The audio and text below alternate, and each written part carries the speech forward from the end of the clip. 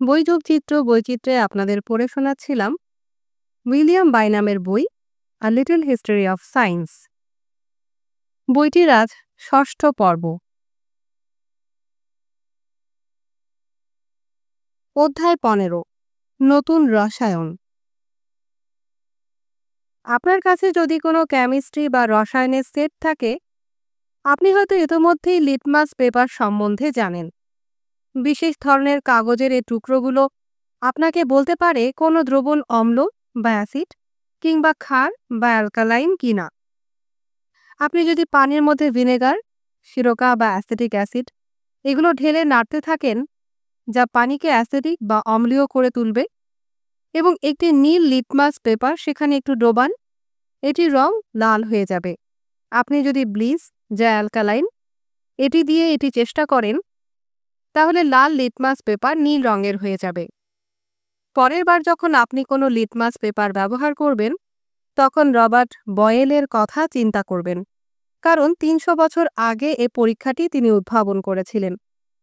Boil, যা জন্ম ১৬২৭ সালে, মৃত্যু ১৬৯১ সালে, আয়ারল্যান্ডে একটি বিশাল অভিজাত পরিবারে জন্মগ্রহণ করেছিলেন। তিনি পরিবারের সবচেয়ে ছোট ছেলে ছিলেন এবং টাকা পয়সা নিয়ে তাকে কখনোই ভাবতে হয়নি। বহু বিত্তবান মানুষের ব্যতিক্রম বয়েল সবসময়ই তার এই সৌভাগ্য নিয়ে উদারতা প্রদর্শন করেছিলেন এবং তার সম্পদের একটি বড় অংশ তিনি দান করে দিয়েছিলেন। আমেরিকার আদিবাসীদের ভাষায় বাইবেল অনুবাদ ও প্রকাশনায় তিনি আর্থিক সহায়তা করেছিলেন। তার জীবনে বিজ্ঞান ও ধর্ম একই মাত্রায় বড় ভূমিকা পালন করেছিল। অভিজাত ইংলিশ স্কুল ইটনে তিনি কয়েক বছর কাটিয়েছিলেন এবং তারপর তিনি ইউরোপ ভ্রমণ করতে বের হয়ে পড়েছিলেন, যেখানে তিনি ধারাবাহিকভাবে বেশ কিছু গৃহশিক্ষকের কাছে শিক্ষা গ্রহণ করেছিলেন। বয়েল যখন ইংল্যান্ডে ফিরে এসেছিলেন, তখন সেখানে গৃহযুদ্ধ চলছে। তার পরিবারের একাংশ রাজা প্রথম চার্লসকে সমর্থন করেছিল এবং কিছু অংশ বিরোধী পার্লামেন্টারিয়ানদের সমর্থন করেছিল, যারা রাজাকে উৎখাত করে প্রজাতন্ত্র প্রতিষ্ঠা করতে চেয়েছিলেন। পার্লামেন্টারিয়ানদের পক্ষে যোগ দেওয়ার জন্যে বয়েলের বোন তাকে রাজি করিয়েছিলেন এবং তার মাধ্যমেই তিনি একটি উৎসাহী, কৌতূহলী, সামাজিক, রাজনৈতিক আর বৈজ্ঞানিক সংস্কারক স্যামুয়েল হার্টলিবের সাথে পরিচিত হয়েছিলেন। ফ্রান্সিস বেকনের মতো হার্টলিব বিশ্বাস করতেন, মানুষের জীবনের মান উন্নয়ন করার মতো শক্তি বিজ্ঞানের আছে, এবং তার বিশ্বাস ছিল তরুণ বয়েল, যিনি কৃষিবিদ্যা এবং চিকিৎসা বিজ্ঞান পড়েছেন, তিনিও এ উন্নয়নের ভূমিকা রাখতে পারবেন।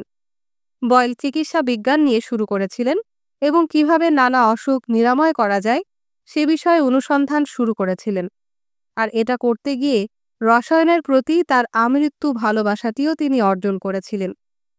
ধর্মীয়ভাবে রক্ষণশীল কিছু মানুষ নিজেদের এবং তাদের সন্তানদের নতুন ধারণাগুলোর মুখোমুখি হতে দিতে ভয় পেয়েছিলেন, কারণ তারা মনে করতেন এ ধারণাগুলো তাদের ধর্মবিশ্বাসের ভিত্তি দুর্বল করে দেবে। রবার্ট বয়েল এ ধরনের কেউ ছিলেন না। তার ধর্মীয় বিশ্বাস এতটাই নিরাপদ ছিল যে তিনি তার ব্যাপকভাবে সম্প্রসারিত বৈজ্ঞানিক কৌতূহল মেটাতে যা কিছু পেয়েছিলেন তাই পড়েছিলেন। দেকার্ত এবং গ্যালিলিও বয়েলের জীবনের শুরুর দিকে বেশ বিতর্কিত চরিত্র ছিলেন, কিন্তু তিনি তাদের অধ্যয়ন করেছিলেন সতর্কভাবে। তিনি গ্যালিলিওর স্টারি মেসেঞ্জার পড়েছিলেন ১৬৪২ খ্রিস্টাব্দে ফ্লোরেন্সে, ঠিক সে একই বছরে যে বছর গ্যালিলিও মৃত্যুবরণ করেছিলেন, এবং তিনি তার অন্তর্দৃষ্টিগুলো তার নিজের কাজে ব্যবহার করেছিলেন। প্রাচীনকালের অধ্যায় ৩-এ অ্যাটমিস্টদের নিয়েও বয়েল বেশ আগ্রহী ছিলেন, যদিও তিনি পুরোপুরিভাবে তাদের ধারণাটিকে বিশ্বাসযোগ্য মনে করেননি। মহাবিশ্ব আর কিছু নয়, বরং পরমাণু আর শূন্য স্থান দিয়ে তৈরি। যদিও তিনি জানতেন মহাবিশ্বে কিছু মৌলিক একক নিশ্চয়ই আছে, তিনি যেটিকে কর্পাসলস বলেছিলেন, এবং তিনি তার কাজ করা অব্যাহত রেখেছিলেন ঈশ্বরহীন নাস্তিক্যবাদী প্রাচীন গ্রিক অ্যাটমিজমের সাথে সম্পর্ক ছাড়াই। বয়েল একই সাথে অ্যারিস্টটলের 4 মৌল উপাদানের, অর্থাৎ বায়ু, মাটি, আগুন ও পানি, এই তত্ত্বটি নিয়ে সমানভাবে অসন্তুষ্ট ছিলেন, এবং তিনি পরীক্ষা করে দেখিয়েছিলেন যে এ ধারণা সঠিক নয়। তিনি কাঠের একটি টুকরো আগুনে পুড়িয়েছিলেন এবং দেখিয়েছিলেন যে ধোঁয়া এখান থেকে আসছে, সেটি আসলে বাতাস নয়। একই সাথে পুড়তে থাকা কাঠ থেকে নিঃসৃত তরলও সাধারণ পানি নয়। আর কি পোড়ানো হচ্ছে তার উপর নির্ভর করে আগুনের শিখায় তারতম্য দেখা যায়। সুতরাং সেটি বিশুদ্ধ আগুন নয়, আর যে ভস্ম অবশিষ্ট থাকে সেটিও মাটি নয়। এই সাধারণ পরীক্ষাগুলোর ফলাফল সতর্কভাবে বিশ্লেষণ করে বয়েল যথাসম্ভব চেষ্টা করেছিলেন প্রদর্শন করতে যে কাঠের মতো সাধারণ এমন কিছু বাতাস, মাটি, আগুন কিংবা পানি দিয়ে তৈরি নয়। তিনি আরও দেখিয়েছিলেন যে কিছু জিনিস, যেমন সোনা, এটিও আর ভাঙা সম্ভব হয় না। যখন তাপ দেয়া হয় সোনা গলে যায়, তরল রূপ নেয়, কিন্তু এটি কাঠের মতো আচরণ করে না। যখন কাঠ পোড়ানো হয়, সোনা যখন শীতল হয় এটি এর আগের রূপে ফিরে আসে। বয়েল শনাক্ত করেছিলেন যে জিনিসগুলো দৈনন্দিন জীবনে আমাদের চারপাশে ঘিরে আছে, যেমন কাঠের টেবিল বা চেয়ার, উলে বোনা কাপড় ও টুপি, সেগুলো নানা ধরনের উপাদানের তৈরি, কিন্তু তাদের সে 4টি গ্রিক মূল উপাদান অথবা প্যারাসেলসাসের মূল 3 উপাদানে বিভাজিত করা সম্ভব নয়। কেউ কেউ বিশ্বাস করেন বয়েল রাসায়নিক মৌলের প্রথম আধুনিক সংজ্ঞাটি উদ্ভাবন করেছিলেন। তিনি অবশ্যই কাছাকাছি এসেছিলেন যখন মৌলগুলোকে তিনি বর্ণনা করেছিলেন এমন জিনিস হিসাবে যা আর অন্য কিছু দিয়ে তৈরি নয়, অথবা একে অন্যকে তৈরি করে না। কিন্তু তিনি এটি আর অগ্রসর করে নিয়ে যাননি। এছাড়া তার নিজের রাসায়নিক পরীক্ষাতেও ব্যবহার করেননি। এর পরিবর্তে বয়েলের কর্পাসল ধারণাটি পদার্থের একক হিসাবে তার পরীক্ষাগুলোর উদ্দেশ্য বেশ ভালোভাবেই পূরণ করেছিল। বয়েল ক্লান্তিহীন একজন পরীক্ষাকারী ছিলেন। ব্যক্তিগত পরীক্ষাগারে তিনি ঘন্টার পর ঘন্টা কাটাতেন, হয় একা নয়তো তার বন্ধুদের সাথে, এবং তার পরীক্ষাগুলো নিয়ে বিস্তারিতভাবে লিখতেন তার বইয়ে। আংশিকভাবে এই খুঁটিনাটি বিষয়গুলোর প্রতি তার মনোযোগী বয়েলকে বিজ্ঞানের ইতিহাসে এত বিশেষ একটি চরিত্রে পরিণত করেছে। তিনিও তার বন্ধুরা চেয়েছিলেন বিজ্ঞান সবার জন্য উন্মুক্ত হবে এবং অন্যরা যেন সেই জ্ঞানটি ব্যবহার করতে পারে যা তারা অর্জন করছেন।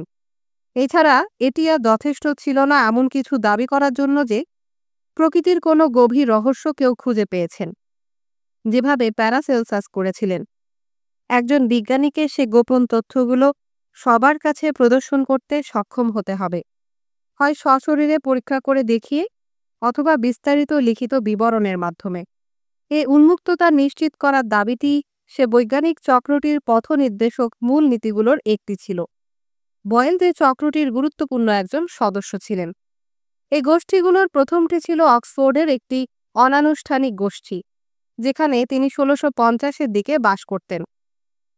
যখন গোষ্ঠীর অধিকাংশ সদস্যই লন্ডনে স্থানান্তরিত হয়েছিলেন, তারা অন্যদের সাথে যুক্ত হয়ে সে প্রতিষ্ঠানটি প্রতিষ্ঠা করেছিলেন। পরবর্তীতে 1662 খ্রিস্টাব্দে যেটি রয়্যাল সোসাইটি অফ লন্ডন নামে পরিচিতি পেয়েছিল, এখনও যা বিশ্বের নেতৃস্থানীয় একটি বৈজ্ঞানিক সমিতি। তারা জানতেন যে তারা এমন কিছু করছেন যা প্রতিষ্ঠা করতে অর্ধ শতাব্দী আগে ফ্রান্সিস বেকন বিজ্ঞানীদের আহ্বান করেছিলেন। বয়েল এ ক্লাবে পথপ্রদর্শক একজন সদস্য ছিলেন, যে জ্ঞানের পরিমাণ বৃদ্ধিতে নিবেদিত ছিল। শুরু থেকেই ফেলোরা রয়্যাল সোসাইটির সদস্যদের যে নামে ডাকা হয় আগ্রহী ছিলেন যে নতুন জ্ঞান যা তারা আবিষ্কার এবং তাদের সভাগুলোয় আলোচনা করবেন সেটি যেন মানব কল্যাণের জন্য উপযোগী হয়। বয়েলের প্রিয় সহযোগীদের একজন ছিলেন রবার্ট। তার চেয়ে বয়সে কয়েক বছরের ছোট রবার্ট হুক। জন্ম 1635 সালে, মৃত্যু 1702 সালে। রবার্ট হুক এমনকি বয়েলের চেয়েও বুদ্ধিমান ছিলেন, কিন্তু বয়েলের ব্যতিক্রম। তিনি এসেছিলেন খুব দরিদ্র সাধারণ একটি পরিবার থেকে। মেধা ব্যবহার করেই তাকে তার জীবনে সবকিছু পেতে হয়েছে। রয়্যাল সোসাইটি তার প্রতিটি সভায় কোনো না কোনো পরীক্ষা প্রদর্শন করার প্রয়োজনীয় আয়োজন করতে হুককে নিয়োগ করেছিলেন। নানা ধরনের বৈজ্ঞানিক যন্ত্রপাতি উদ্ভাবন এবং সেগুলো ব্যবহারে তিনি খুবই দক্ষ হয়ে উঠেছিলেন। হুক বহু পরীক্ষা পরিকল্পনা করেছিলেন, যেমন কিভাবে শব্দের গতি মাপা যায়, অথবা পরীক্ষা করে দেখা কি ঘটে যখন একটি কুকুর থেকে আরেকটি কুকুরের দেহে রক্ত পরিসঞ্চালন করা হয়। কিছু ক্ষেত্রে নতুন রক্ত পাওয়া কুকুরগুলো আরও বেশি উদ্যমী হয়ে ওঠে। মানুষের উপর একই ধরনের পরীক্ষা করে দেখতে অনেকেই উৎসাহিত হয়ে উঠেছিলেন। একটি ভেড়া থেকে তারা একজন মানুষের শরীরে রক্ত পরিসঞ্চালন করেছিলেন, কিন্তু সেটি প্রত্যাশিত ফলাফল দেয়নি। প্যারিসেও এক ব্যক্তির শরীরে রক্ত পরিসঞ্চালনের পর সে ব্যক্তি মৃত্যুবরণ করেছিলেন। সুতরাং এ ধরনের পরীক্ষাগুলো নিষিদ্ধ করা হয়েছিল। রয়্যাল সোসাইটিতে সাপ্তাহিক সভায় হুকের কাজ ছিল 2টি অথবা 3টি অপেক্ষাকৃত কম বিপজ্জনক পরীক্ষা প্রদর্শনের ব্যবস্থা করা, যা ফেলোদের যেমন আনন্দ দেবে তেমনি একই সাথে উৎসাহিতও করবে। তিনি ছিলেন সে শুরুর দিককার সাবন্তদের, আক্ষরিকভাবে সাবন্ত শব্দটি বোঝায় এমন কাউকে যিনি জানেন। এই শব্দটি সে সময় প্রায়ই ব্যবহার করা হয়েছে এমন কাউকে বর্ণনা করতে যাদের আমরা এখন বিজ্ঞানী বলে থাকি। সাবন্তদের মধ্যে একজন, যিনি অণুবীক্ষণ যন্ত্রটির উপযুক্ত প্রয়োগ করতে পেরেছিলেন। তিনি তার অণুবীক্ষণ যন্ত্রটি ব্যবহার করে একটি নতুন পৃথিবী উন্মোচন করেছিলেন, যে পৃথিবী আমাদের খালি চোখে অদৃশ্য ছিল। উদ্ভিদের গঠন, প্রাণী এবং অন্য নানা বিস্ময়কর জিনিস প্রদর্শন করেছিলেন। এই যন্ত্রটি ব্যবহার না করলে যেগুলো দেখা অসম্ভব প্রমাণিত হতো। ফেলোরা তাদের সভায় অণুবীক্ষণ যন্ত্রে চোখ রাখতে খুব পছন্দ করতেন এবং হুকের এ প্রদর্শনী ছাড়াও তারা বহু চিঠি পেয়েছিলেন আরেকজন শুরুর দিকের মাইক্রোস্কোপিস্ট, ডাচ নাগরিক আন্তোয়ান ভ্যান লিভেনহুকের কাছ থেকে, যার জন্ম 1632 সালে, মৃত্যু 1723 সালে। লিভেনহুক একজন কাপড়ের ব্যবসায়ী ছিলেন এবং অবসর সময়ে তিনি ক্ষুদ্রাকারের লেন্স ছাঁচ অনুযায়ী ঘষে পালিশ করতেন, যা কোনো জিনিসকে প্রায় 200 গুণ বড় করে দেখাতে পারত। প্রতিটি পর্যবেক্ষণের আগে তাকে একটি নতুন লেন্স বানাতে হতো এবং দীর্ঘ জীবনে বহু শত লেন্স তিনি বানিয়েছিলেন। প্রতিটি লেন্সকে তিনি একটি ধাতু দিয়ে নির্মিত হোল্ডার বা ধারকের মধ্যে রাখতেন, কোন একটি ক্ষুদ্র বস্তুসহ, যা তিনি এর পেছনে রেখে পরীক্ষা করে দেখতে চাইতেন। তিনি পুকুরের পানিতে অতি ক্ষুদ্র প্রাণীদের খুঁজে পেয়েছিলেন, তার নিজের দাঁতের ওপর থেকে সংগ্রহ করে আনা স্তরে ব্যাকটেরিয়া এবং অন্য আরও বিস্ময়কর জিনিস দেখেছিলেন। হুক নিজেও বিশ্বাস করতেন যে অণুবীক্ষণ যন্ত্র কোনো পর্যবেক্ষককে প্রকৃতির আরও নিকটে নিয়ে যেতে পারে। 1665 খ্রিস্টাব্দে, যে বছর লন্ডনে প্লেগ মহামারী হয়েছিল, প্রকাশিত তার বিখ্যাত মাইক্রোগ্রাফিয়া বইটিতে ব্যবহৃত অলঙ্করণ আর ছবিগুলো দারুণ উত্তেজনা সৃষ্টি করছিল। এসব ছবির অধিকাংশই দেখতে আমাদের কাছে অদ্ভুত মনে হয়, কারণ সেগুলো অনেক বিশাল ও বিবর্ধিত রূপে কোনো ক্ষুদ্র কীটকে প্রদর্শন করছে, যেমন উকুন কিংবা মাছি, এবং এই ছবিগুলো বেশ খ্যাতি পেয়েছিল। এছাড়া তিনি তার সে বইয়ে নানা ধরনের পর্যবেক্ষণ এবং বিভিন্ন অঙ্গের সম্ভাব্য গঠন আর কাজ নিয়ে অনুমান নির্ভর মন্তব্যও করেছিলেন, যা কিছু তিনি তার অণুবীক্ষণ যন্ত্র দিয়ে দেখতে পেয়েছিলেন। তিনি একটি ছবিতে কর্কের একটি পাতলা প্রস্থচ্ছেদের বিবর্ধিত রূপ দেখিয়েছিলেন, কর্ক গাছের কাণ্ড থেকে নেয়া, যা মদের বোতলের মুখে আটকানো ছিপি হিসেবে ব্যবহৃত হতো। অণুবীক্ষণ যন্ত্রের নিচে সেখানে দেখা ক্ষুদ্র বাক্সের মতো কাঠামোগুলোর নাম দিয়েছিলেন সেল। সেগুলো অবশ্য এখন আমরা যাকে সেল বা কোষ বলি সেটি ছিল না, কিন্তু নামটি রয়ে গিয়েছিল।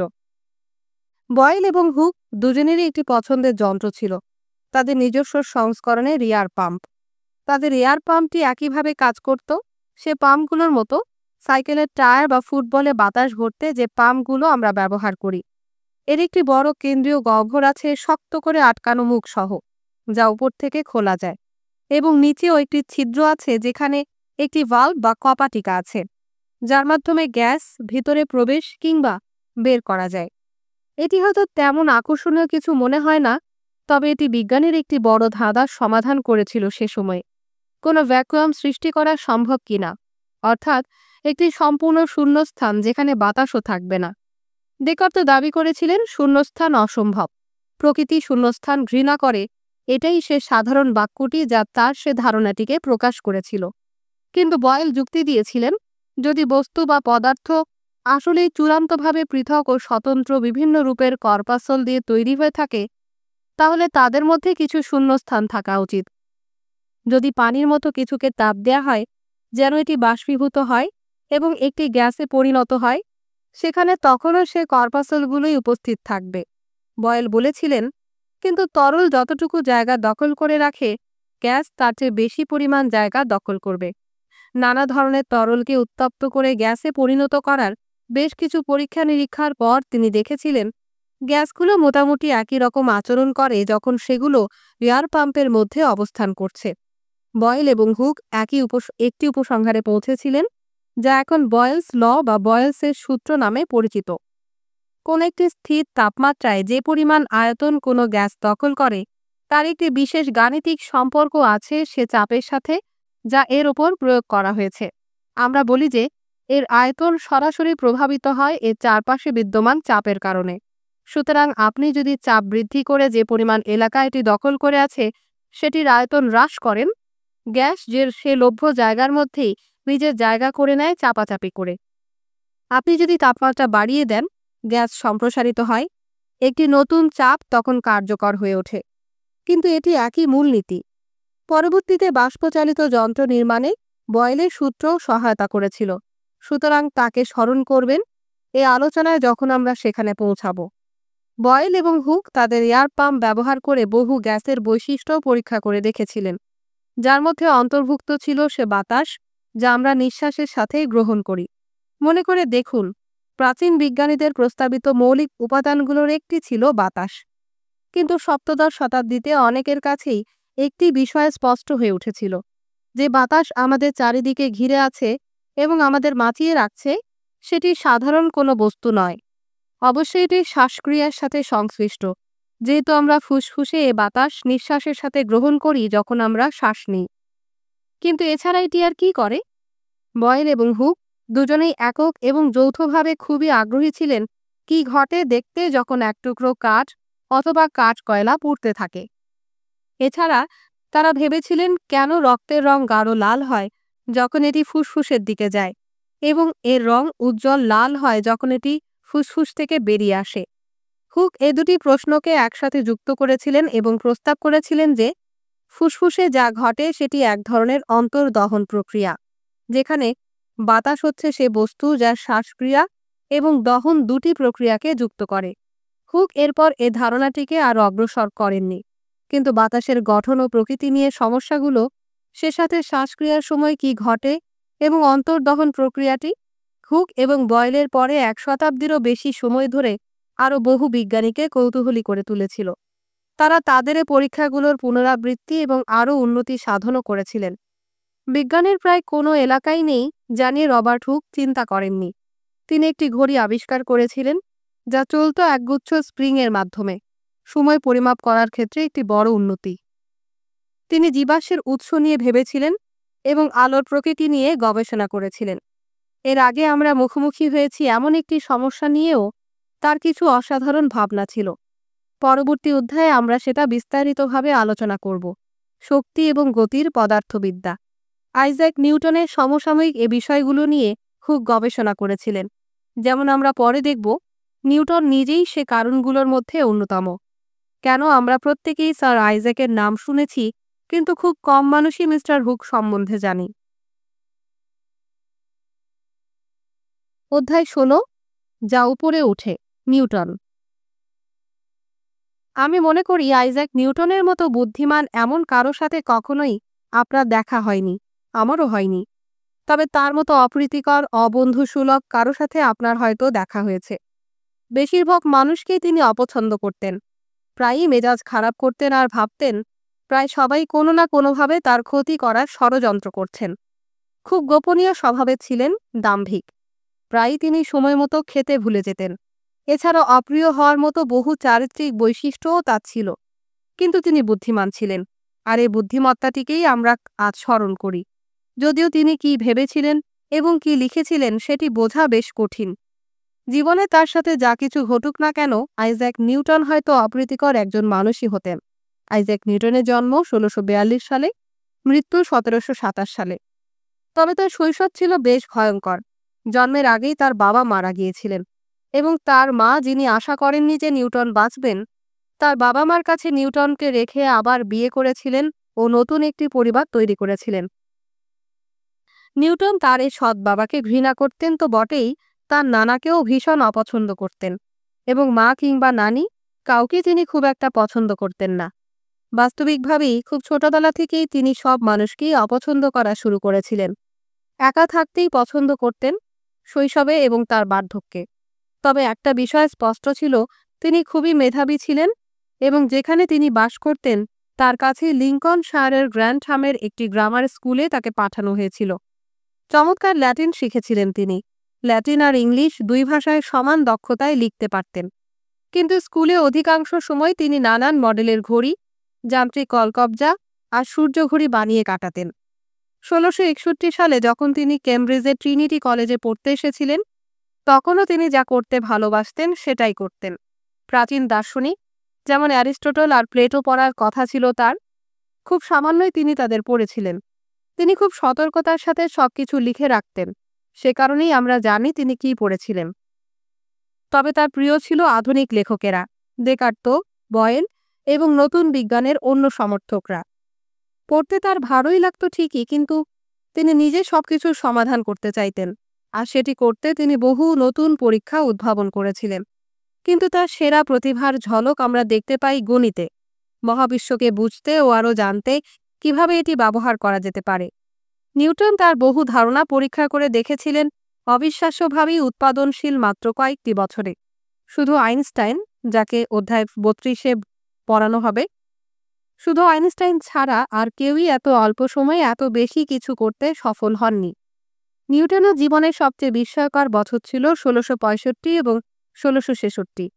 এই সময়ের কিছুটা তিনি কাটিয়েছিলেন তার মায়ের বাসা লিঙ্কনশায়ারের উইসথর্পে, যখন প্লেগ মহামারীর কারণে ক্যামব্রিজ বিশ্ববিদ্যালয় বন্ধ ঘোষণা করে ছাত্রদের সবাইকে বাড়ি পাঠিয়ে দেওয়া হয়েছিল। এখানে থাকাকালে নিউটন তার মায়ের বাগানের একটি গাছ থেকে মাটিতে আপেল পড়তে দেখেছিলেন। বিষয়টি কিংবদন্তি হয়ে যাওয়া সে গল্পের মতো নাটকীয়ভাবে ঘটেনি, তবে বিষয়টি তাকে একটি সমস্যার কথা মনে করিয়ে দিয়েছিল যা তখনও কারো পক্ষে ব্যাখ্যা করা সম্ভব হয়নি। কেন কোনো কিছু নিচে মাটির দিকে পড়ে? সে সময় বহু বৈজ্ঞানিক বিষয় নিয়ে তিনি ব্যস্ত ছিলেন, যেমন গণিতের কথাই ধরুন। গ্যালিলিও, দেকার্তো এবং অনেক প্রাকৃতিক দার্শনিক অর্থাৎ বিজ্ঞানীরা ততদিনে গণিতকে বিষয় হিসেবে প্রতিষ্ঠা করার জন্য বেশ বড় কিছু সফলতা অর্জন করেছিলেন। এমনকি আরও বেশি গুরুত্বপূর্ণভাবে এটি তারা তাদের পর্যবেক্ষণ এবং পরীক্ষার ফলাফল বোঝার জন্য ব্যবহার করতে শুরু করেছিলেন। নিউটন আরও বেশি দক্ষ গণিতজ্ঞ ছিলেন। তার বিজ্ঞানে গণিত ব্যবহার করার ক্ষেত্রে তিনি অসাধারণ দক্ষতায় সবাইকে ছাড়িয়ে গিয়েছিলেন। কিন্তু গাণিতিকভাবে গতি বা মাধ্যাকর্ষণের মতো বিষয়কে ব্যাখ্যা করতে বীজগণিত আর জ্যামিতি যথেষ্ট ছিল না, কারণ সময় আর গতির ক্ষুদ্রতম এককগুলোকে আপনাকে অবশ্যই বিবেচনা করতে হবে, বাস্তবিকভাবেই ক্ষুদ্রাতি ক্ষুদ্র যে পরিমাণ। বন্দুকের নল থেকে বের হয়ে আসা বুলেট অথবা গাছ থেকে আপেলের মাটিতে পড়া কিংবা সূর্যের চারপাশে ঘোরা কোনো গ্রহকে পরীক্ষা করার সময় আপনাকে অবশ্যই খেয়াল রাখতে হবে সম্ভাব্য সবচেয়ে ক্ষুদ্রতম সময়ে কতটুকু দূরত্ব এটি অতিক্রম করছে। নিউটনের আগে বহু প্রাকৃতিক দার্শনিক সমস্যাটি লক্ষ্য করেছিলেন, ভিন্ন ভিন্ন সমাধান দিয়ে বিষয়টি মোকাবেলা করার চেষ্টাও করেছেন। কিন্তু নিউটন, তখনও যার বয়স ২০-এর দশকে, এই সমস্যাটি সমাধান করার উদ্দেশ্য নিজেই একটি গাণিতিক কৌশল আবিষ্কার করেছিলেন। তিনি এটার নাম দিয়েছিলেন ফ্ল্যাক্সিয়ান পদ্ধতি। এই নামটি তিনি দিয়েছিলেন ফ্ল্যাক্স শব্দটি থেকে, যার মানে এমন কোনো কিছু যা পরিবর্তিত হচ্ছে। নিউটনের ফ্ল্যাক্সিয়ান সে ধরনের হিসাব নিকাশ করেছিল যা আমরা এখনও গণিতের একটি শাখায় করে থাকি, যাকে এখন বলা হয় ক্যালকুলাস। ১৬৬৬ খ্রিস্টাব্দের অক্টোবর মাস নাগাদ শুধু নিজের সন্তুষ্টির জন্য যখন তিনি একটি প্রবন্ধ লিখে শেষ করেছিলেন, তখন তিনি ইউরোপের শীর্ষস্থানীয় একজন গণিতজ্ঞ ছিলেন, কিন্তু সেটি নিউটন ছাড়া আর কেউই জানতেন না। তিনি তার গাণিতিক আবিষ্কারগুলো সাথে সাথেই প্রকাশ করেননি, বরং তার পরিবর্তে তিনি সেটি ব্যবহার করেছিলেন তার নিজের গবেষণায়। শুধু বেশ পরে তিনি পদ্ধতিগুলো আর ফলাফল নিয়ে তার কিছু পরিচিতদের সাথে আলাপ করেছিলেন। গণিত ছাড়াও নিউটন আলো নিয়ে গবেষণা করতে শুরু করেছিলেন। সে প্রাচীনকাল থেকে ধারণা করে আসা হয়েছে যে সূর্যের আলো সাদা, বিশুদ্ধ, সমজাতীয় উপাদান দিয়ে তৈরি, বা হোমোজেনাস, যার মানে একই উপাদান দিয়ে তৈরি। আর মনে করা হতো আবশ্যিকভাবে এ বিশুদ্ধ রশ্মির কোনো পরিবর্তনের কারণে রঙের সৃষ্টি হয়। দেকার্তের আলো নিয়ে গবেষণাগুলো নিউটন পড়েছিলেন এবং তার করা কিছু পরীক্ষারও পুনরাবৃত্তি করেছিলেন। তিনি প্রথমে লেন্স ব্যবহার করেছিলেন এবং পরে কাচের একটি জিনিস, প্রিজম, ত্রিপার্শ্ব কাচ, ব্যবহার করেছিলেন যা আলোক রশ্মিকে ভাঙতে পারে। তার সে বিখ্যাত পরীক্ষায় তিনি সম্পূর্ণ অন্ধকার একটি ঘরের ভেতর ক্ষীণ একটি আলোক রশ্মিকে প্রবেশ করার সুযোগ দিয়েছিলেন, এমনভাবে যেন এটি একটি প্রিজমের মধ্য দিয়ে প্রবেশ করে প্রায় ২২ ফুট অর্থাৎ প্রায় ৭ মিটার দূরের একটি দেয়ালের ওপর যা প্রক্ষেপিত হয়েছিল। যদি আলো সমজাতীয় উপাদান দিয়ে তৈরি হয়ে থাকে, যেমন ডেকার্ত এবং অনেকেই ভেবেছিলেন, দেয়ালের উপর প্রক্ষেপিত আলোটি সাদা একটি বৃত্তের মতো হওয়া উচিত, যে ছিদ্র দিয়ে ঘরে তিনি আলোক রশ্মি প্রবেশ করার সুযোগ করে দিয়েছিলেন সে আকারে। কিন্তু নিউটনের পরিবর্তে আলোকে বহু রঙের প্রশস্ত একটি ব্যান্ড হিসাবে দেখতে পেয়েছিলেন।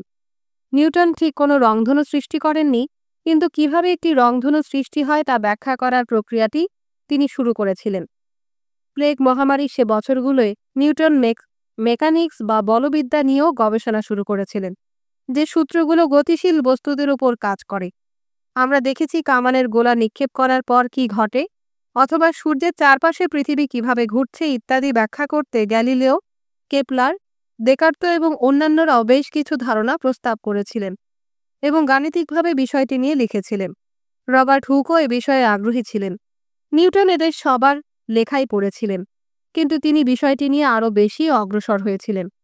একবার একটা চিঠিতে তিনি হুককে লিখেছিলেন, যদি আমি বেশি দূর অবধি দেখতে পেরে থাকি, দানবদের ঘাড়ের ওপর দাঁড়িয়ে আমি সেটি করতে পেরেছি। শৈশবে বাবা মা বা কারো ঘাড়ের ওপর বসার স্মৃতি কি আপনি মনে করতে পারেন? হঠাৎ করে 2 বা 3 গুণ লম্বা হলে অনেক কিছুই দেখা সম্ভব হয়, যা হয়তো আপনি একা নিজে নিজে দেখতে পারতেন না। আর নিউটন হুককে তার চিঠিতে সেটাই বোঝাতে চেয়েছিলেন। তার এই দৃশ্যকল্পটি বোঝাচ্ছে কিভাবে প্রত্যেকটি বিজ্ঞানীদের প্রতিটি প্রজন্ম তাদের আগে আসা বিজ্ঞানীদের অর্জিত অন্তর্দৃষ্টি দ্বারা উপকৃত হয়, আর এটাই বিজ্ঞানের মূল সার। কিন্তু নিউটন নিজেই ছিলেন একজন দানব এবং তিনি সেটি জানতেন। সমস্যার উদ্ভব হয়েছিল যখন নিউটন অনুভব করেছিলেন অন্যরা সে বিষয়টির স্বীকৃতি দিচ্ছেন না। রবার্ট হুকের সাথে নিউটনের ব্যক্তিগত শত্রুতা শুরু হয় যখন নিউটন রয়্যাল সোসাইটিতে তার প্রথম বৈজ্ঞানিক প্রবন্ধটি পাঠিয়েছিলেন। সে প্রবন্ধটি পেয়ে সোসাইটি যা করেছিল সেটি এখনও বর্তমানের ভালো বৈজ্ঞানিক জার্নালগুলো করে থাকে। সে প্রবন্ধটিকে অন্য কয়েকজন বিশেষজ্ঞের কাছে পাঠানো হয় বিষয়টি সম্বন্ধে তাদের মতামত জানতে, আমরা যাকে বলে থাকি পিয়ার রিভিউ, এবং এই প্রক্রিয়াটি সে স্বচ্ছতার অংশ যা নিয়ে বিজ্ঞানীরা গর্ব করে থাকেন। নিউটনের সে প্রবন্ধটি পর্যালোচনা করতে রবার্ট হুকের কাছে পাঠানো হয়েছিল, কারণ হুকও তখন আলো নিয়ে গবেষণা করছেন। নিউটন হুকের মন্তব্যগুলো আদৌ পছন্দ করেননি এবং এমনকি রয়্যাল সোসাইটির ফেলো পদ থেকে পদত্যাগ করতেও চেয়েছিলেন, কিন্তু সোসাইটির নীরবতার সাথে তার পদত্যাগপত্র হাতে পাওয়ার বিষয়টি অস্বীকার করেছিল।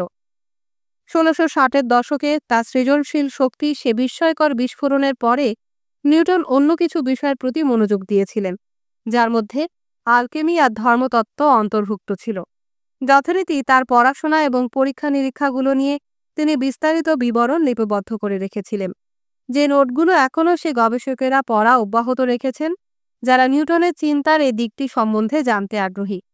তবে সে সময় এসব চিন্তাভাবনা আর পরীক্ষা নিরীক্ষাগুলো বেশ সতর্কতার সাথে গোপন রেখেছিলেন, বিশেষ করে তার ধর্মীয় দৃষ্টিভঙ্গি, যা তৎকালীন চার্চ অফ ইংল্যান্ডের মতবাদগুলো থেকে ভিন্ন ছিল। চার্চের সাথে একমত পোষণ করা সে সময় ক্যামব্রিজ বিশ্ববিদ্যালয়ের সব ছাত্রের জন্যই বাধ্যতামূলক ছিল। নিউটনের, অবশ্যই বিজ্ঞানের জন্য সৌভাগ্যের ব্যাপার, বিশ্ববিদ্যালয়ে বেশ কিছু প্রভাবশালী সমর্থক ছিল, ফলে তিনি ট্রিনিটি কলেজের একজন ফেলো হতে পেরেছিলেন। পরে এমনকি গণিতের লুকাসিয়ান অধ্যাপক নির্বাচিত হয়েছিলেন। চার্চ অফ ইংল্যান্ডের মতবাদ তিনিও বিশ্বাস করেন এমন কোনো প্রতিজ্ঞা করা ছাড়া। প্রায় 20 বছর ধরে তিনি অধ্যাপকের পদে আসীন ছিলেন। দুর্ভাগ্যজনকভাবে শিক্ষক হিসেবে তিনি আদৌ ভালো ছিলেন না, এবং তিনি কি বলতে চাইছেন তার ছাত্ররা সেটা কখনোই বুঝতে পারেনি। মাঝে মাঝে লেকচার দিতে আসার পরে তিনি লক্ষ্য করতেন লেকচার শোনার মতো কোনো ছাত্রই তার ক্লাসে নেই। আলো আর গতির মতো সম্মানজনক বিষয় নিয়ে তিনি সবসময় আলোচনা করতেন, কখনোই আলকেমি আর ধর্মতত্ত্ব নিয়ে নয়, যা তিনি গোপনে চর্চা করতেন। তার ছাত্ররা হয়তো সে বিষয়ে জানতে বেশি কৌতূহলী হতেন। 1680-র দশকের মাঝামাঝি নিউটনের গণিত, পদার্থবিদ্যা ও জ্যোতির্বিজ্ঞান সংক্রান্ত গবেষণাগুলো পরিচিতি পেতে শুরু করেছিল। প্রচুর প্রবন্ধ লিখেছিলেন, তার কিছু তিনি প্রকাশও করেছিলেন, কিন্তু প্রায়ই মন্তব্য করতেন তার বৈজ্ঞানিক কর্মকাণ্ড শুধু তার নিজের একার জন্য, অথবা তাদের জন্যে যারা তার মৃত্যুর পর আসবেন। 1684 খ্রিস্টাব্দে জ্যোতির্বিজ্ঞানী এডমন্ড হ্যালির ধূমকেতু যার নামে নামকরণ করা হয়েছিল। 2061 খ্রিস্টাব্দে এটি পৃথিবী থেকে আবার দৃশ্যমান হওয়ার কথা। তিনি নিউটনের সাথে দেখা করতে কেমব্রিজে এসেছিলেন।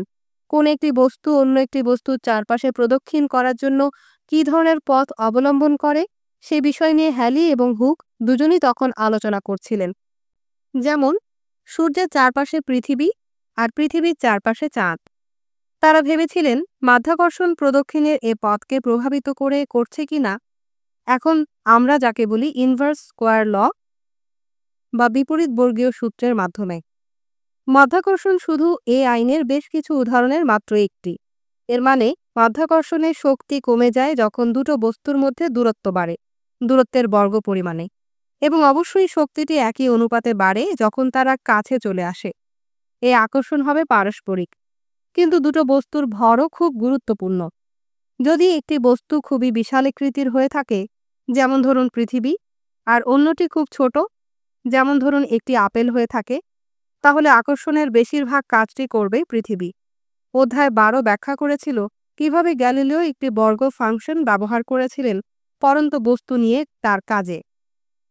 পরের অধ্যায়গুলোয় আমরা আরও দেখব প্রকৃতি কিছু ঘটানোর ক্ষেত্রে কোনো কিছুর বর্গের একটি ফাংশন ব্যবহার করতে মনে হয় পছন্দ করে, সেটি সময় হোক, ত্বরণ হোক কিংবা আকর্ষণ।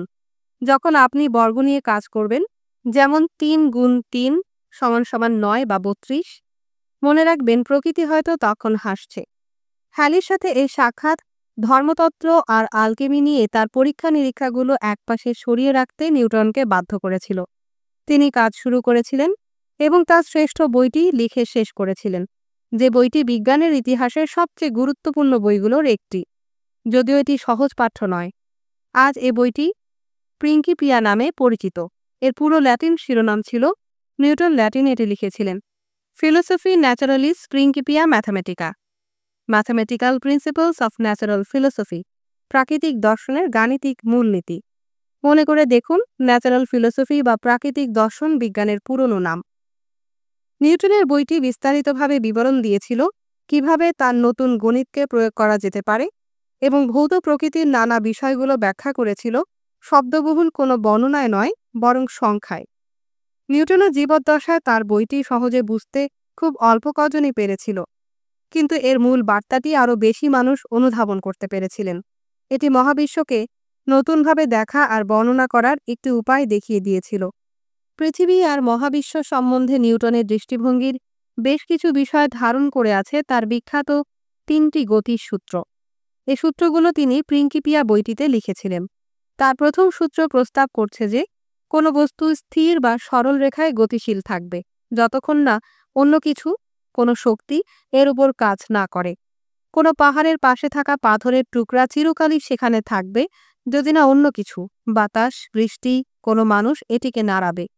কোনো ধরনের বাধা, যেমন ঘর্ষণ ছাড়াই এটি চিরকালই সরল রেখা বরাবর চলতে থাকবে।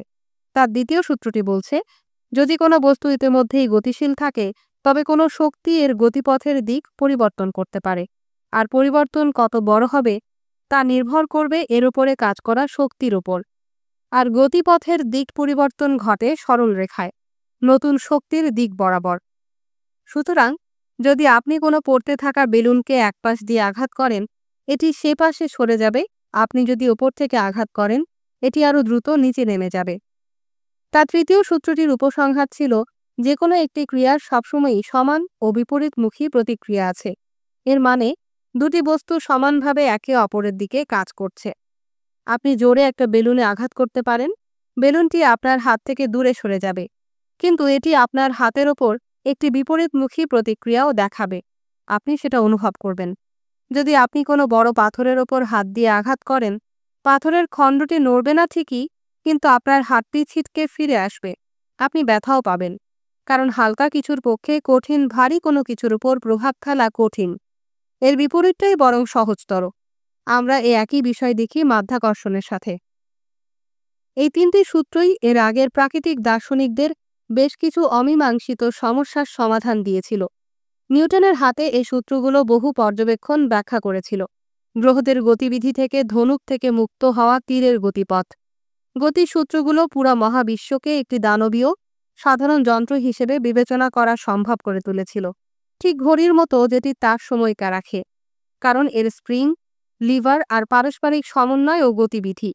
নিউটনের প্রিন্কিপিয়া বইটিকে খুবই শক্তিমান এক প্রতিভার কাজ হিসেবে শনাক্ত করা হয়েছিল, আর বইটি এই একা থাকতে স্বাচ্ছন্দ্য বোধ করা অদ্ভুত আচরণের মানুষটিকে সেলিব্রিটির খ্যাতি এনে দিয়েছিল। এর পুরস্কার ছিল খুব ভালো বেতনের একটি পদ, ওয়ার্ডেন অব দ্য মিন্ট, রাষ্ট্রীয় মিন্টের অধিকর্তা, যেখানে সরকার রাজ্যের মুদ্রা তৈরি এবং এর সরবরাহ নিয়ন্ত্রণ করত। মিন্টে থাকাকালে তিনি বিপুল উৎসাহের সাথে দেশের অর্থ সরবরাহ নিয়ে ব্যস্ত হয়েছিলেন। তাকে এ কারণে লন্ডনে স্থানান্তরিত হতে হয়েছিল। সুতরাং তিনি ক্যামব্রিজের সাথে সব সম্পর্ক ছিন্ন করে এসেছিলেন। জীবনের শেষ ৩০ বছর তিনি কাটিয়েছিলেন রাজধানীতে। পরে রয়্যাল সোসাইটির সভাপতি হয়েছিলেন। লন্ডনে থাকাকালে নিউটন তার প্রিন্কিপিয়া বইটি উল্লেখযোগ্য মাত্রায় সংশোধন আর পুনঃসম্পাদন করেছিলেন। নিজের পরবর্তী কিছু কাজও যোগ করেছিলেন, আর সে সাথে বিভিন্ন সমালোচনার উত্তরও দিয়েছিলেন, যা এ প্রকাশের পর অনেকেই করেছিলেন। বিজ্ঞানীরা প্রায়ই এমন কাজ করে থাকেন। রবার্ট হুকের মৃত্যুর কিছুদিন পর নিউটন তার বিখ্যাত দ্বিতীয় বইটি প্রকাশ করেছিল, অপটিক্স, ১৭০৪ সালে, যার বিষয় ছিল আলো। নিউটন আর রবার্ট হুক পরস্পর বহু বিতর্ক করেছিলেন। আলো কী ও কিভাবে এটি আচরণ করে ইত্যাদি বিষয়গুলো বোঝার জন্যে তাদের মধ্যে কে প্রথম এবং কি পরীক্ষা করেছিলেন, কিভাবে তারা তাদের পরীক্ষাগুলোর ফলাফল বিশ্লেষণ করেছিলেন। নিউটন এ বই সংক্রান্ত অধিকাংশ কাজই করেছিলেন প্রায় ৪০ বছর আগে, কিন্তু হুক যতদিন জীবিত ছিলেন বইটি প্রকাশ করতে তিনি রাজি হননি। প্রিন্কিপিয়ার মতোই তার অপটিক্সও খুব গুরুত্বপূর্ণ একটি বই। আমরা এই বইটির কিছু উপসংহার সম্বন্ধে পরবর্তী অধ্যায়ে আলোচনা করব, যখন অন্য বিজ্ঞানীরা নিউটনের মতো এক দানবের ঘাড়ে দাঁড়িয়েই বহু দূর অবধি দেখতে পেরেছিলেন। নিউটনই প্রথম বিজ্ঞানী যাকে নাইট খেতাব দেয়া হয়েছিল। তিনি স্যার আইজ্যাক হয়েছিলেন। তিনি ক্ষমতা উপভোগ করেছিলেন ঠিকই, তবে তেমন কোনো সুখ উপভোগ করতে পারেননি। তিনি এমন একজন ছিলেন যাকে কেউ নম্র মানুষ দাবি করতে পারবে না। তবে তিনি মহান একজন বিজ্ঞানী ছিলেন, ইতিহাসের সবচেয়ে সৃজনশীল বিজ্ঞানীদের একজন। মহাবিশ্ব সম্বন্ধে আমাদের বোঝাপড়ার ক্ষেত্রে আর অবদান তাকে অবিস্মরণীয় করে রেখেছে তাকে। নিউটনের প্রিন্কিপিয়া বইটি জ্যোতির্বিজ্ঞান আর পদার্থবিজ্ঞানের একটি শীর্ষবিন্দু ছিল, যে বিষয়গুলোর সক্রিয় অনুসন্ধান করেছিলেন গ্যালিলিও, কেপলার, ডেকার্ত সহ আরও অনেকে। তার এই বইতে তিনি পৃথিবী আর মহাবিশ্বের একটি একক পদ্ধতি আর কাঠামোর মধ্যে নিয়ে এসেছিলেন, কারণ তার সূত্রগুলো সর্বত্র প্রযোজ্য ছিল, মহাবিশ্বের যে কোনো স্থানে। তিনি পদার্থবিজ্ঞানের যে ভিত্তিটি রচনা করেছিলেন সেটি বিজ্ঞানীরা বিংশ শতাব্দী অবধি ব্যবহার করেছিলেন। এরপর আইনস্টাইন এবং অন্যরা দেখিয়েছিলেন স্যার আইজ্যাকের কল্পনার বাইরে এই মহাবিশ্বের আরও কিছু ব্যাপার আছে। অধ্যায় ১৭, উজ্জ্বল স্ফুলিঙ্গ। আপনি কি কখনো ভেবেছেন একটি বিদ্যুৎ চমক আসলে ঠিক কী জিনিস, আর কেন বজ্রের গুড়গুড়ো একটি শব্দ এটিকে অনুসরণ করে? বজ্র আর বিদ্যুৎ চমকের এ ভয়ঙ্কর প্রদর্শনীগুলো ঘটে অনেক উপরে, আকাশে। আর এটা বেশ নাটকীয়, এমনকি যদি আপনি নাও জানেন এর আসল কারণ কি। ঠিক যেমন বিদ্যুৎ চমক সবসময় পৃথিবীকে খোঁজে, অষ্টাদশ শতাব্দীর শুরু থেকেই বিজ্ঞানীরা এটি এবং তাদের আরও অনেক নিকটবর্তী বিদ্যুৎ নিয়ে ভাবতে শুরু করেছিলেন। আরেকটি যে বিষয় নিয়ে ধাঁধা ছিল সেটি পরে ম্যাগনেটিজম বা চুম্বকত্ব নামে পরিচিত হয়েছিল। প্রাচীন গ্রিকরা জানতেন, যদি আপনি বেশ জোরে অ্যাম্বারের অর্থাৎ একটি হলদে রঙের আধা মূল্যবান পাথর অ্যাম্বারের একটি টুকরোকে ঘষতে থাকেন, তবে এটি আশপাশের ক্ষুদ্র বস্তুগুলোকে নিজের দিকে আকর্ষণ করে। আর এই শক্তির কারণ বোঝা বেশ কঠিন ছিল। এটি একটি ভিন্ন ধরনের পাথরের, লোডস্টোন, লোহা আছে এমন কিছুকে আকর্ষণ করা স্থির অপরিবর্তনীয় শক্তি থেকে বেশ ভিন্ন মনে হয়েছিল। ঠিক যেমন একটি লোডস্টার হচ্ছে একটি নক্ষত্র যা কিনা পথ দেখায়, বিশেষ করে ধ্রুবতারা বা নর্দার্ন স্টার। সুতরাং লোডস্টোনও ভ্রমণকারীদের দিক নির্দেশনা দিত। এটি ছিল বিশেষ ধরনের খনিজের একটি টুকরো। যদি স্বাধীনভাবে দুলতে পারে এমনভাবে এটিকে ঝোলানো হয়, তাহলে এটি সবসময় চৌম্বকীয় মেরু বরাবর দিক নির্দেশ করবে।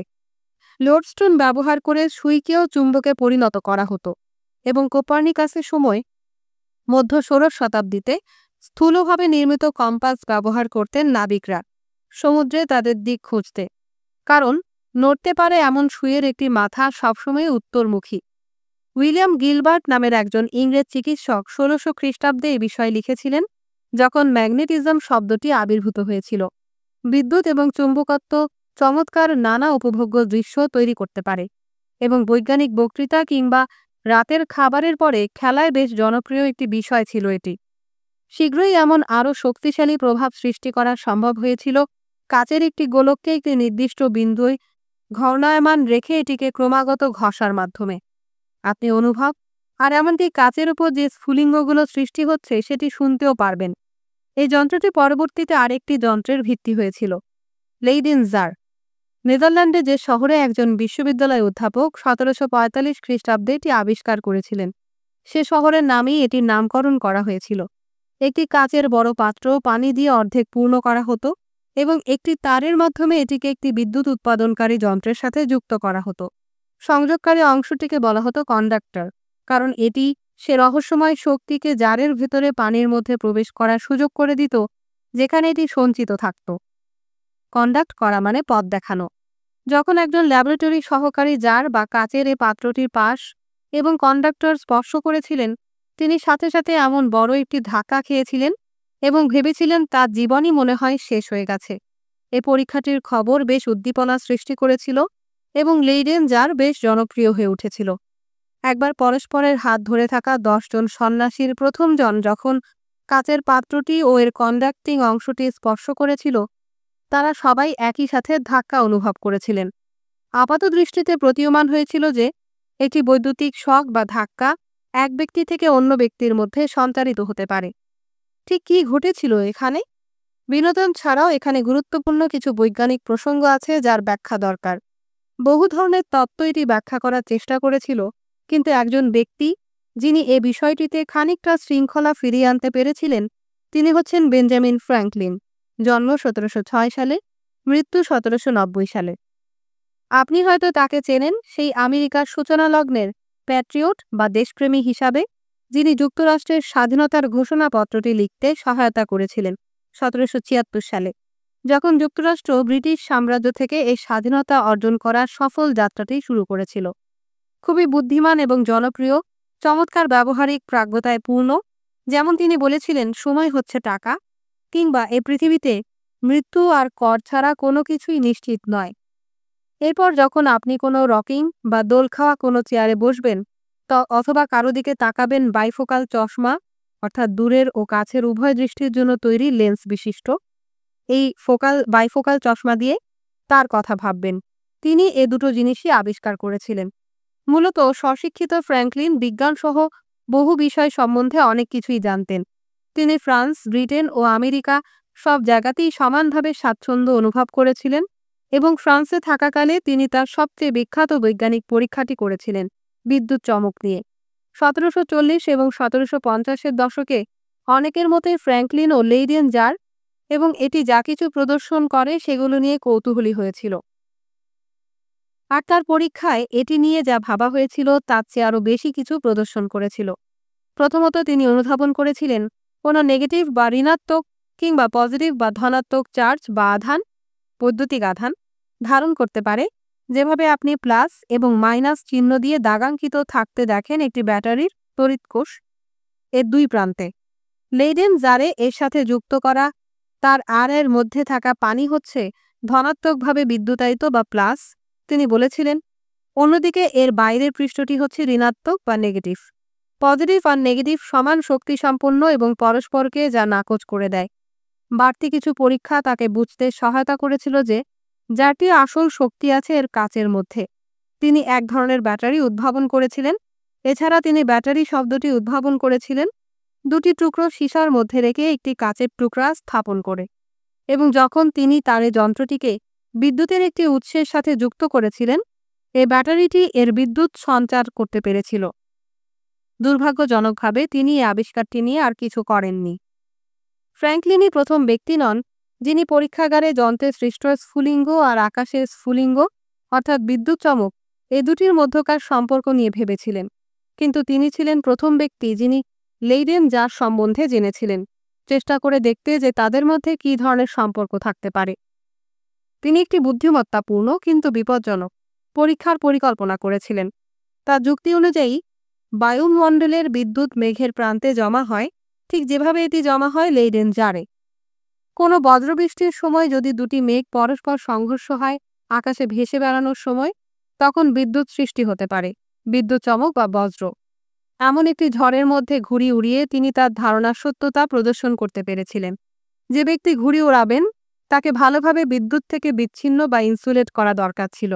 একটি মোমের হাতল ব্যবহার করে যা ঘড়ির সুতাগুলো ধরেছিল, এবং গ্রাউন্ডেড করে তার সাথে একটি তার যুক্ত করে যা মাটি স্পর্শ করেছিল।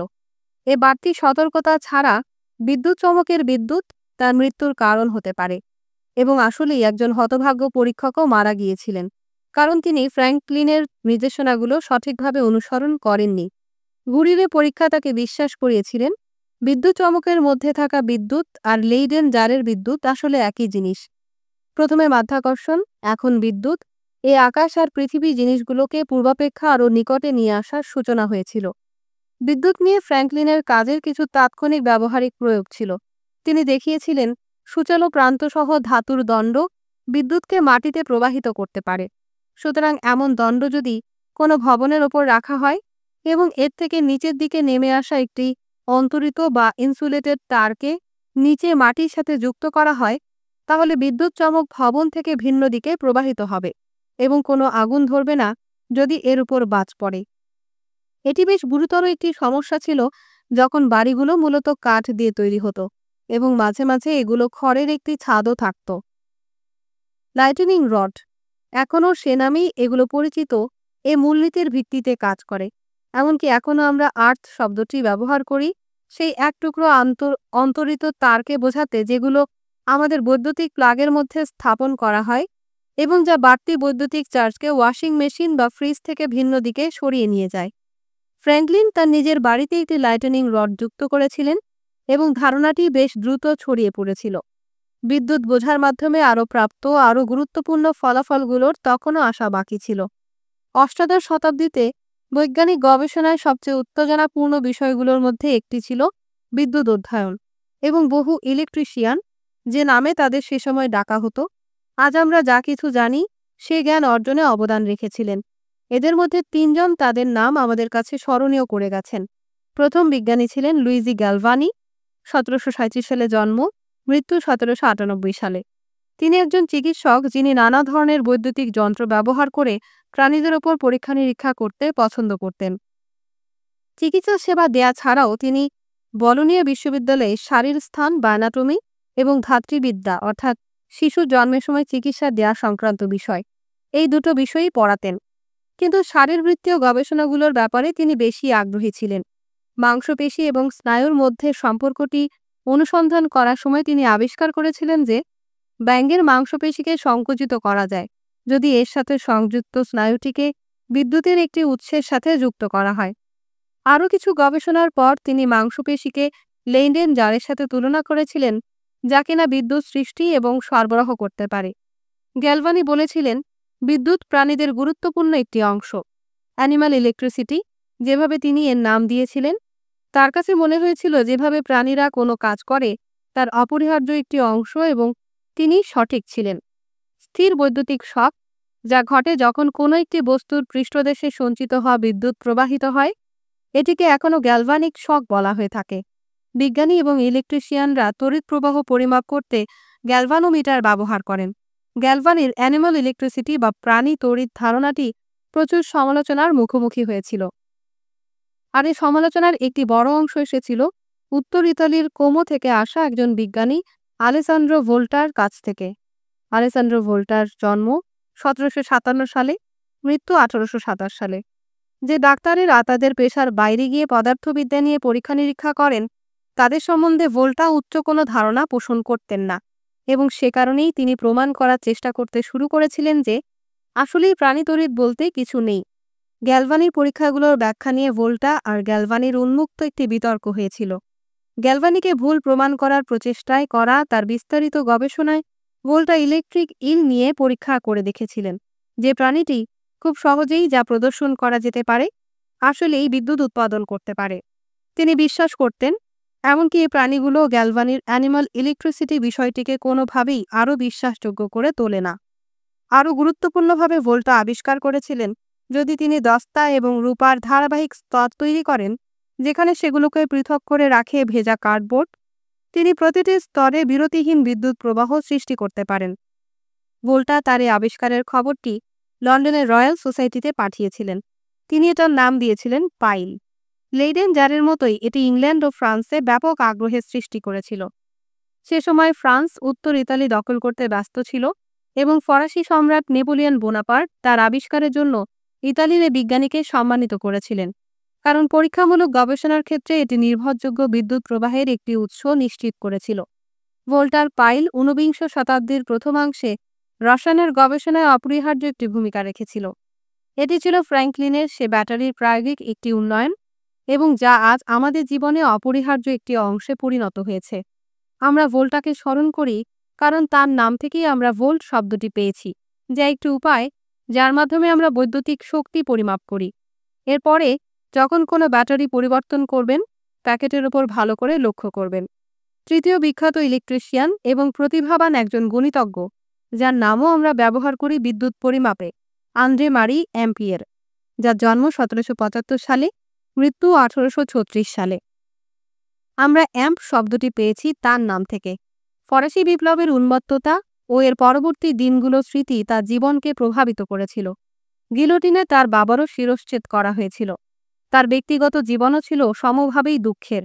তাদের তৃতীয় সন্তানের জন্ম দেওয়ার সময় তার স্ত্রী মারা যান। তার দ্বিতীয় বিয়ে অসফল ছিল এবং বিচ্ছেদে যা শেষ হয়েছিল। তার সন্তানেরাও কেউ মানুষ হয়নি। টাকা পয়সার চিন্তা তাকে সারাক্ষণই কাবু করে রেখেছিল। এই বিশৃঙ্খলার মধ্যেও অ্যাম্পিয়ারের গণিত, রসায়ন এবং সর্বোপরি সে বিষয়ে তিনি যে বিষয়কে ইলেকট্রোডাইনামিক্স বা তড়িৎ গতিবিজ্ঞান বলেছিলেন, কিছু মৌলিক অবদান রেখেছিলেন। তড়িৎ গতিবিজ্ঞান এই জটিল বিষয়টি বিদ্যুৎ এবং চুম্বকত্ব এই দুটি বিষয়কে একত্র করেছিল। এর জটিলতা সত্ত্বেও অ্যাম্পিয়ারের সম্পাদিত সরল ও সুন্দর পরীক্ষাগুলো দেখিয়েছিল যে চুম্বকত্ব মূলত ক্রিয়ারত বিদ্যুৎ। তার কাজই পরবর্তীতে ফ্যারাডে এবং ম্যাক্সওয়েলের গবেষণার ভিত্তি রচনা করেছিল। সুতরাং আমরা এই বিষয়ে আরও বিস্তারিতভাবে আলোচনা করব যখন আমরা ইলেকট্রোম্যাগনেটিজমের অর্থাৎ তড়িৎ চুম্বকত্বর ক্ষেত্রে পরবর্তীতে আসা এসব মহাবিজ্ঞানীদের নিয়ে কথা বলব। যদিও পরবর্তী বিজ্ঞানীরা দেখিয়েছিলেন যে অ্যাম্পিয়ারের তত্ত্বগুলোর অনেক খুঁটিনাটি বিষয় আসলে কিছুই ব্যাখ্যা করতে পারে না, তবে তিনি এক্ষেত্রে পরবর্তীতে আরও ব্যাপক গবেষণা শুরু করার একটি সূচনা বিন্দু দিয়ে গিয়েছিলেন। এটি মনে রাখা খুব গুরুত্বপূর্ণ যে কোনো ভুল ধারণা বা উপসংহারে পৌঁছানোর কিন্তু বিজ্ঞানের অংশ। অ্যাম্পিয়ারের মৃত্যুর সময় বিদ্যুৎ পোষ মানানোর ক্ষেত্রে আমরা অনেক দূর অগ্রসর হয়েছিলাম। ফ্র্যাঙ্কলিনের কাজগুলো ছিল ঘরোয়া, যদিও সেগুলো গুরুত্বপূর্ণ। গ্যালভানি, ভোল্টা আর অ্যাম্পিয়ারের সাথে তুলনা করলে তিনি একজন উদ্ভাবনপটু শখের বিজ্ঞানী ছিলেন, যারা ফ্র্যাঙ্কলিনের চেয়ে অনেক বেশি জটিল যন্ত্রপাতি ব্যবহার করেছিলেন এবং পরীক্ষাগারে কাজ করেছিলেন। গ্যালভানি অবশেষে ভোল্টার সাথে সে বিতর্কে শেষ হাসিটি হাসতে পেরেছিলেন, কারণ আমরা এখন জানি আমাদের মাংসপেশি এবং স্নায়ু যেভাবে পারস্পরিক ক্রিয়া প্রতিক্রিয়া করে, সেখানে বিদ্যুৎ খুবই গুরুত্বপূর্ণ একটি ভূমিকা পালন করে।